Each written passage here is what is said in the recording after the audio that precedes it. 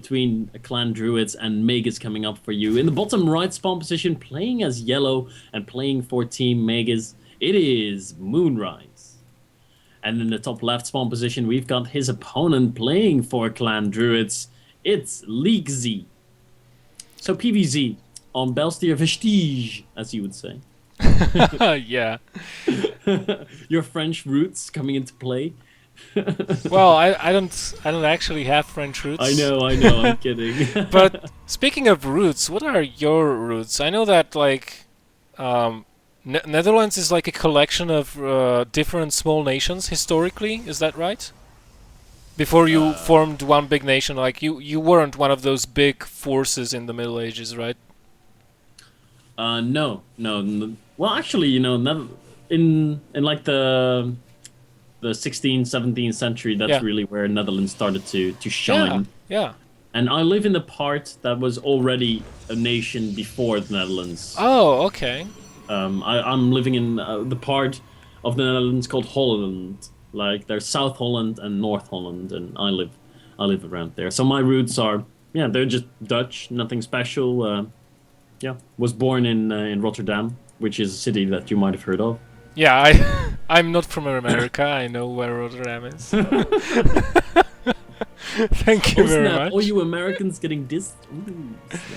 Oh, it's okay. They make fun of themselves because of their education system all the time. So why not add to it? They're not going to be mad, unless you're insulting them that way. That's different. So we have a gateway expansion coming down for Druidz Leaksy. I have seen this wall off before. I think it was the same player actually. He always walls off like this between the assimilators. Both the pylons go there, and even then I said that, well, this is a little bit dangerous to do. It protects you versus early aggression, but really your second pylon should be at the wall. Yeah, it should be at the wall. It's not something we ever see in professional games, so therefore it is suboptimal. I'm not going to say it's bad. It can help you defend against a 6 pool as well, because a wall like this does help out a little bit, but it's not the standard. But on this map, I actually don't mind it as much, because it's a difficult thing to wall off. It's hard to position those buildings in the right place, and even if you do manage to get everything in the right place, it's still a difficult thing to be able to defend it, and it's very wide open. As we see a scouting drone by Moonrise going to go into the main base, and we'll see a second zealot pop out of that gateway, and that drone is going to be like, that is weird. And there's another unit coming out of that gateway, so Moonrise, I don't think he can afford to grab his third just yet. No, I don't think he can. And interestingly enough, he opened up with a I think it was a hatchery into gas into pool. If I remember the order correctly. So that means he could start his speed straight away as the pool finished. And this is something you open this way if you suspect your opponent going for a gateway expand, because that will give you a fairly early speed, a lot of zerglings, solid economy, and you don't need a third base that quickly versus a 1 base opening of Protoss. If it was a 2 base opening, then you need that economic edge pretty much to win the game later on. But 1 base, that's not such a big of a threat to you on 2 bases as a Zerg player. So either these guys have played versus each other before, or there was something that told Moonrise that, well, hey, I'm just going to open up like this. And the weird thing is that I think they played versus each other before, actually, because opening with a hatch into pool into gas, I would be able to swallow that. Like, okay, my overlord just now saw that there is no forge where the second base should be. But going a gas before pool, that's really a little bit weird. Yeah, it's different from what we're used to seeing. We now see even a second gas come up before the third base gets taken, which is pretty early. So Moonrise is going to be pooling some gas, going to be using that to potentially go for an early lair. But his drone count is going to be slightly suffering because of that. A Phoenix out of Leaksy on the right side of the map is going to go into the main base and scout what's happening. Is going to see the Roach Warren go down. Oh, that was a Gosu timing, the Phoenix flying over that place just as the Roach Warren got put down. Wonder if it will be cancelled or not. Probably not. But it would be a really cool play if he cancelled the Roach Warren after the Phoenix flew past. Double evolution chambers going down so far. So, I'm wondering if this is a defensive Roach Warren. If it's not, we may see a Roach Hydra. If it's a defensive one, we may see some sort of a link-based army, I feel like. Because, you know, double evolution chambers, it is really indicative of only these two things, I feel like. And kind of a slow lair as well, so no very fast swarm hosts.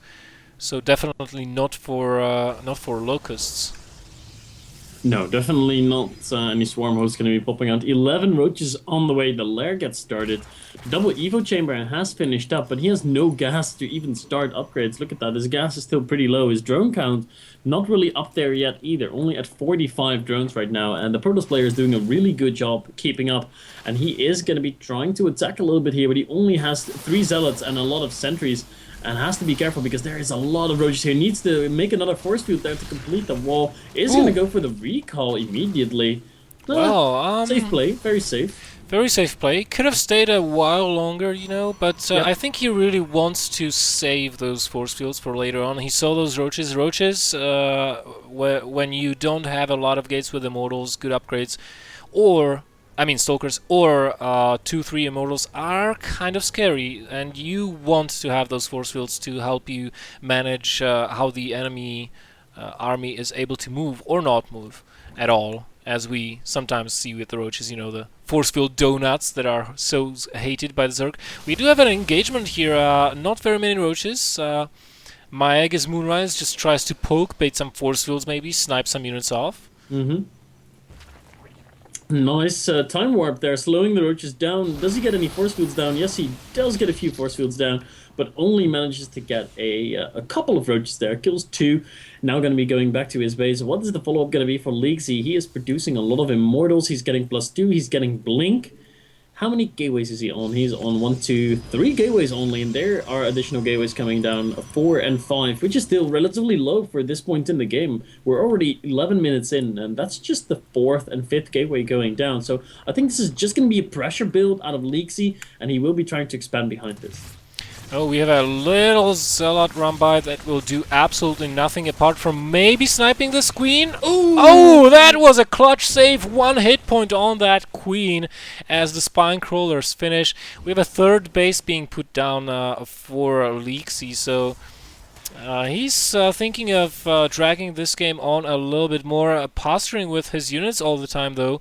He just moved out on the map with a little force of Stalker, Immortal Sentry, but is pulling back straight up, +2 attacks about to finish, and a Stargate will be going down. Has he seen the Spire, actually? Yes, he did.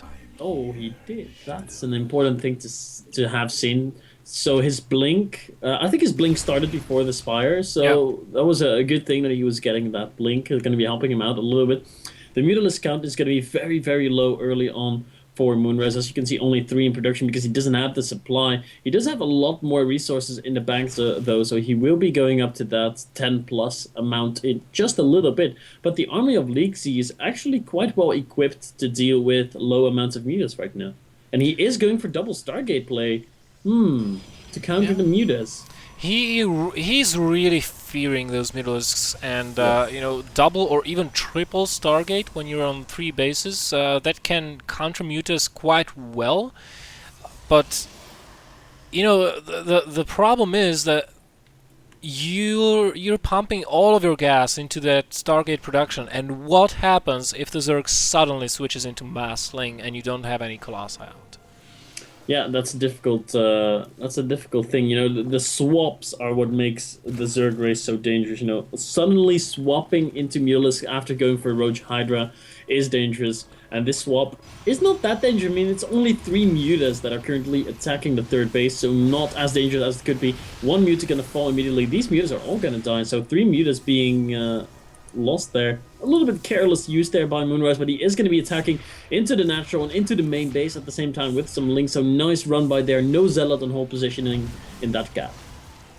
Yeah, that was a little bit of a mistake by Lixi not putting that Zealot there.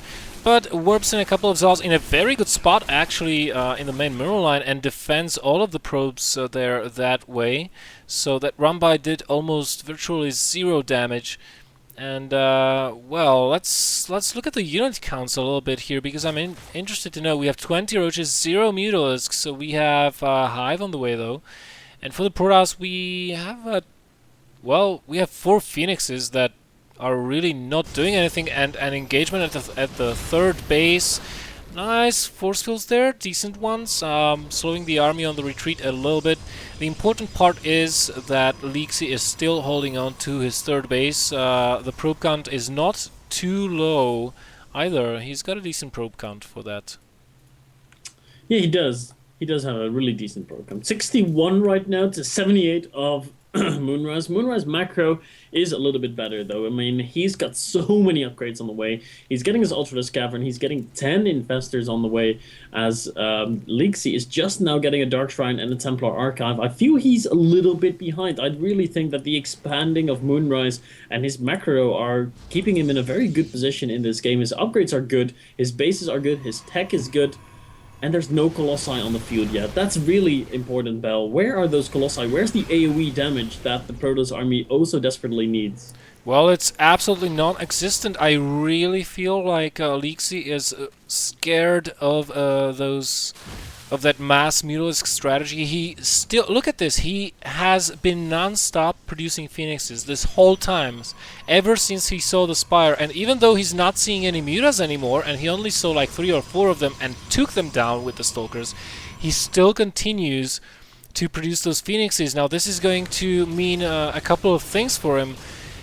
He's gonna have no AoE anytime soon because he's lacking the gas.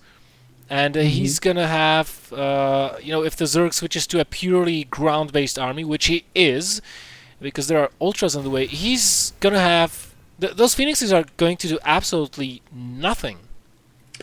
Yeah, Moonrise pretty much has the hard counter to Lixi's army right now. He's got the Fungals, he's got Ultras, they have good upgrades, he's got a lot of Lings, there's not a lot of AoE damage, only a single Archon in there. Nice Fungal from the Infestors, yep.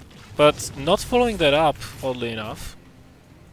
I don't know about that. He could have dropped 1 or 2 more Fungals, and the Spore Crawler and the Fungal damage would have taken them out. But it looks like Lixi doesn't even realize they stayed alive. Yeah, he's pretty much given up on them. Yeah, I don't think he noticed. He's got them split into 2 groups of 6 and 4, and you know, Maegis, Moonrise, just hanging back for the time being, and he's got an awful lot of Infestors. He's got 10 Infestors, 2 Vipers, 3 Ultras, 17 Roaches, and 87 Lings. Let me tell you, he really needs to ditch those Roaches. He, like, I mean, exchange them for an expansion or for part of an army or something, because they are just supply hogs at this moment. He really wants more Lings. He desperately wants more Ultralisks with this, and his max, he's not going to get them unless he gets rid of those Roaches. Yeah, he needs to throw those Roaches away somehow, or he could just go for an engagement with the Protoss army. I think he would actually have a pretty good shot at winning that engagement. I mean, it's a really tight Protoss ball, and with the amount of Fungals that he has and the amount of Lings and the good upgrades that they've got, has to be careful though. The Phoenix can, of course, lift all those Infestors, but the angle is really good for Moonrise here. The Ultras are getting some really good surface area. The Fungals are fantastic on the main Protoss army, and even though half the Infestors are flying in the air, there's just not enough Phoenix left to really take them out, and the Ultralisk are ravaging through this army. They've got some good kills. The Roaches actually being pretty useful too, and Lixi loses his entire army there. Kills a few Infestors, kills most of the Ultralisks and Lings, but the bank for Moonrise, man, he's going to be able to remax in just a matter of seconds. Yeah, and you know, we saw 60 more Lings being produced on the way. They are going to just prove so problematic for Lixi right now, because he's got nothing to take care of mass Ling reinforcements, and it's the perfect support for the remainder of Moonrise's army. He's got 1 Ultra here.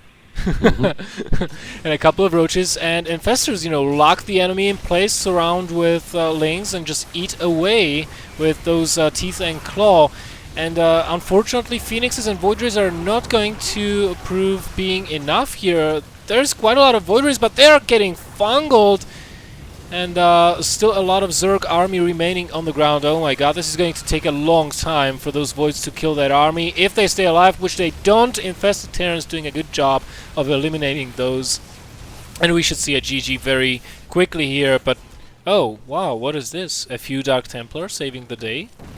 Yeah, for just a minute. I mean, oh, there they go. They bunch up, they get fungled. Nice reaction time there by Leaksy, morphing them into an Archon. But just delaying the inevitable, obviously. Leaksy is down and out, really. He's trying to make Immortals, Stalkers, and Void Rays as his army composition.